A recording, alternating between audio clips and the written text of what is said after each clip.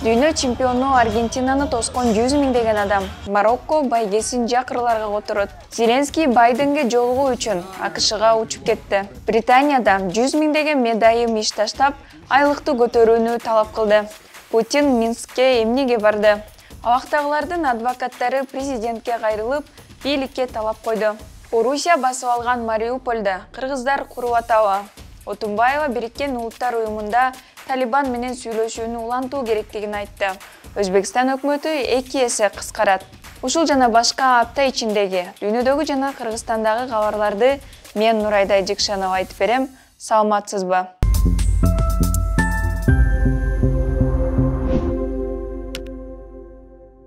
20 декабрда Катардагы дүйнө чемпиондугун жеңген Аргентина курама командасы мекенине кайтып келди. Бул күнү бүткүл өлкөдө дем алыш күн деп жарыяланып, спортчулардын миңдеген көрөрмандары жалпы эл Буэнос-Айрес аэропортунда аларды кызуу сүрөн менен тосуп алды. Борбор калаада парад уюштурулду. Финалда жеңилүү ызасын тарткан Франция командасын оюндан кийин Франция президенти Эммануэль Макрон кийим алмаштыруучу жайга кирип, татыктуу оюн көрсөтүшкөнүн айтып куттуктады. Мекенинде аларды да шам шөкөт менен тосуп алышты. Ал эми дүйнө чемпиондугунда 4-чү орунду ээлеген Марокко курама командасынын оюнчулары байгеге алган 25 миллион долларын жакыр жашаган мекендештерине жардам берүүгө жумшайт. Марокколук команда коло медалдан куру калса да, мекенинде аларды салтанаттуу тосуп алышты. Кызыгы Марокко Африкадан дүйнө чемпионатынын жарым финалына чыккан биринчи команда болуп калды. Аргентина тарыхында 3-чү жолу футбол боюнча дүйнө чемпиону болду. 21 декабрда Украинанын президенти Владимир Зеленский Вашингтонго учуп кетти. Маалыматта Зеленский АКШ конгрессинде сөз сүйлөп, президент Джо Байден менен жолугаары айтылат. Бул Зеленскийдин согуш башталгандан берки чет өлкөгө биринчи чыгышы. Жолугушууда Байден Украинага кошумча 1 миллиард 800 миллион долларлык жардамды жарыяларын, аскердик жардамдын алкагында Патриот зениттик ракеталык комплексинин батареясын берерин CNN агенттиги америкалык расмий өкүлгө шилтеме берүү менен жазды. Зеленский сапарын Украинанын кыштын кыраан чилдесинде энергетика жана суу менен камсыздоого кайталанган чабуулдардын фонунда Украинанын туруктуулугун жана коргонуусун бекемдөөгө багытталганын айтты. Орусия Украинага болгон ракеталык чабуулдарын улантууда. Буга чейин Орусия 19 декабрга караган түнү камикадзе дрондору менен Киевке кайрадан чабуул жасаган. Орусия ирандык камикадзелерди колдонуп жатканын четке кагууда. Ал арада АКШ Бириккен Улуттар уюмунун жетекчилигин Орусияга Иран дрондорунун жеткирилиши боюнча иликтөө жүргүзүүнү уюштура албаганын айтып, нааразы болууда. Мындай билдирүүнү 19 декабрда АКШнын Бириккен Улуттар уюмундагы элчисинин орун басары Роберт Вуд жасады. Британияда медайымдар өкмөт айлыкты көтөрбөсө дагы иш таштайбыз деп шарт койду. Антисеңер бейтаптардын саламаттыгына коркунуч жаралат деп бийлик эскертүү берди. 20 декабрда Лондондогу Сент Томас ооруканасынын жанында Медайымдар союзу акцияга чыгып, бийлик эмгек акы боюнча чара көрбөсө, январь айында дагы жапырт иш таштоо болоорун эскертишти. Мындай акция 2-чи жолу өттү. Алгач 15 декабрда Англияда, Уэльсте жана Түндүк Ирландияда саат 8-ден кечки 8-ге чейин медайымдар ишти жапырт токтотушкан. 100 миңге чукул медайымдын иш таштап, шарт коюшуна жашоонун кымбатташы, инфляция себеп. Алар акыркы 10 жылдагы эмгек акыларынан кармалып калган 20% маянаны да сурап жатышат. Андан тышкары профсоюз айлыкты 5%га жогорулатууга чакырды. Өкмөт болсо медайымдарга орточо 4%га көтөрүүнү сунуштады. Ал эми премьер-министр Риши Сунак медайымдар өтө көп талап коюп жатышканын айтты. 19 декабрда Минск шаарында Орусиянын президенти Владимир Путин Беларусь президенти Александр Лукашенко менен жолукту. Путин акыркы жолу Беларусьта 2019 жылы болгон. Андан бери Путинге Лукашенко гана келген. Ушул жылдын эсебинен эле ал Орусияга 7 жолу барган. Мамлекет башчылардын 2,5 саатка созулган маалымат жыйынында негизинен Орусиянын Беларусту ар тараптан колдоосу, газ тармагында, атомдук энергия жаатында, транспорт, жүк ташуу жана космос индустриясы тууралуу сөз болгону айтылды. Ошондой эле Орусия менен Беларусь тынымсыз аскердик машыгууларды өткөрүүнү улантат жана жаңы аскердик техниканы иштеп чыгарары кабарланды. Жыйында Орус-Украин согушу тууралуу суроолор берилген жок. Орусия Украинага кол салгандан кийин Беларусь өз аймагына орус аскерлерин киргизген. Алар машыгууларды өткөрүп жатканы айтылганы менен, бул жагдай согушта Украинага карата кооптуу кырдаалды жаратат. Украин бийлиги орус аскерлери Беларустун аймагын колдонуп, Украинага кол салганын айтышууда. Андан сырткары Беларустун полигондорунда мобилизацияга тартылгандар окутуулардан өтүп жатканы, анда оор аскери техникада жайгашканы айтылып келет. Лукашенко Путинге жан тарткан саналуу лидерлердин бири. Эксперттер Путин Лукашенкоға бийлигин сактап калууга жардам бергендиктен карыздар, анын башка аргасы жок деп эсептешет. 21 декабрда Генпират ишине байланыштуу кармалып, абакта ачкачылык жарыялагандардын адвокаттары президент Садыр Жапаровго кайрылып, бийликке бир нече талаптарды коюшту. Ошондой эле алар жогорку кеңештин конституциялык мыйзамдар, мамлекеттик түзүлүш, сот укуктук маселелер жана регламент боюнча комитетинин төрайымы Чолпон Султанбековага кайрылуу жолдоп, ишти тергеп жаткан тергөөчүлөрдүн аракеттерине юридикалык баа берүүнү өтүндү. Кайрылууну юрист Асыл Айтпаева Фейсбуктагы баракчасына жарыялады.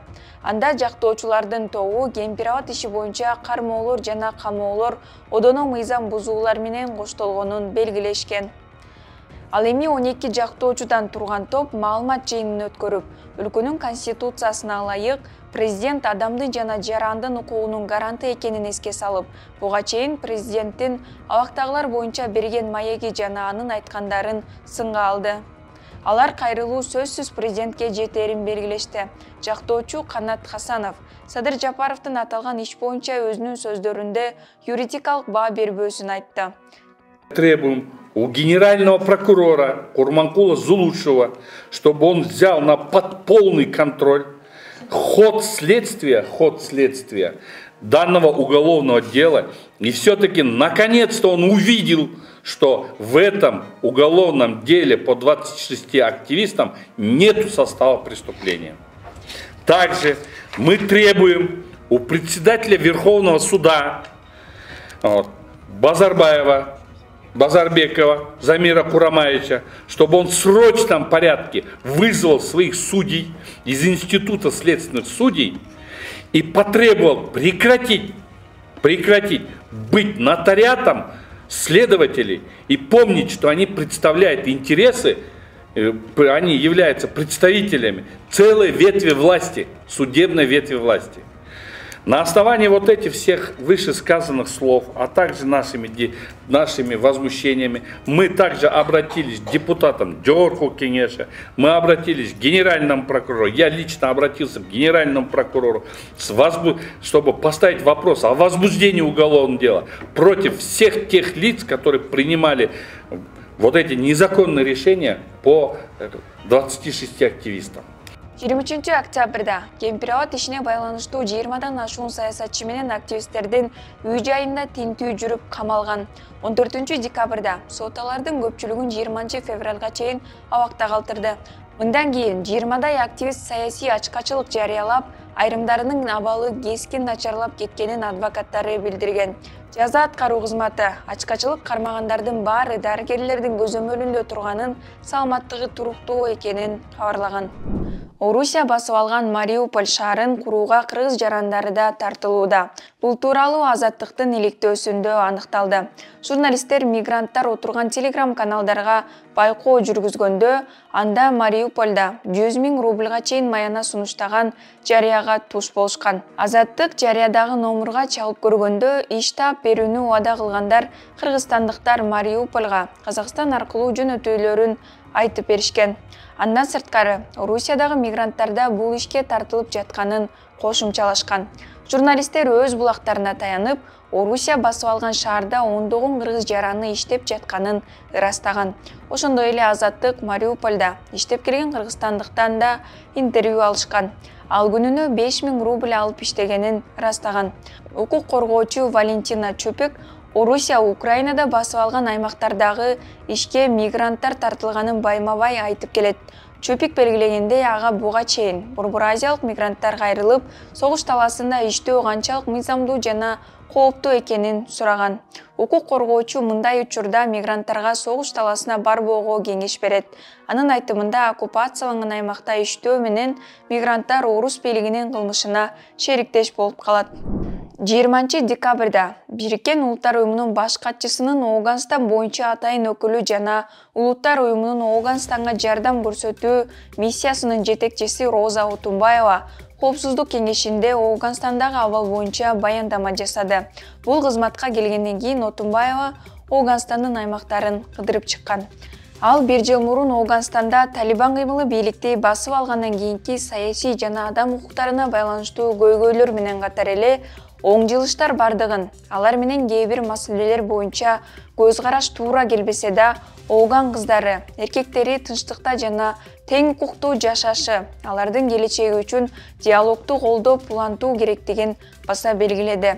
Мындан тышкары өлкөдө мурунку бийлик тургандагыга караганда коррупция азайгандыгын, макроэкономикалык туруктуулук эң жогорку чекке 1,7 миллиард долларга жеткенин айтып, эл аралык коомчулукту Ооганстандын экономикалык туруктуулугун колдоого чакырды. Бийликке Талибан келгенден шарият мыйзамдары кабыл алынып, өлүм жазасы эл алдында ишке ашырыла турган болду.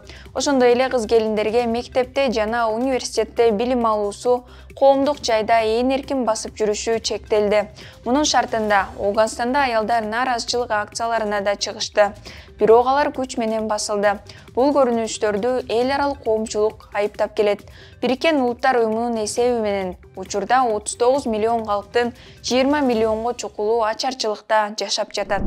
Өзбекстанда министрлик менен ведомстволордун жарымы жоюлат жана мамлекеттик кызматкерлердин жок дегенде 3/1 кыскарат. Мындай билдирүүнү 20 декабрда Өзбек президенти Шавкат Мирзиёев парламентте жасады.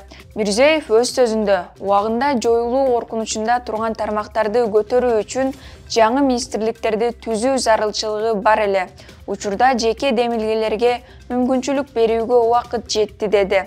Өзбек лидери мамлекеттик органдарда кайталанган мекеме жана кызматтар бар экенин белгилеп, үнөмдөлгөн каражат социалдык маселелерди чечүүгө багытталарын кошумчалады. Жаңы жылда 61 министрликтин 33-ү жоюлат жана мамлекеттик кызматкерлердин саны бара-бара 35%га чейин кыскарат. Бул апта ичиндеги маанилүү кабарлар ушулар болду. Аптаяна чейин көрүшкөнчө.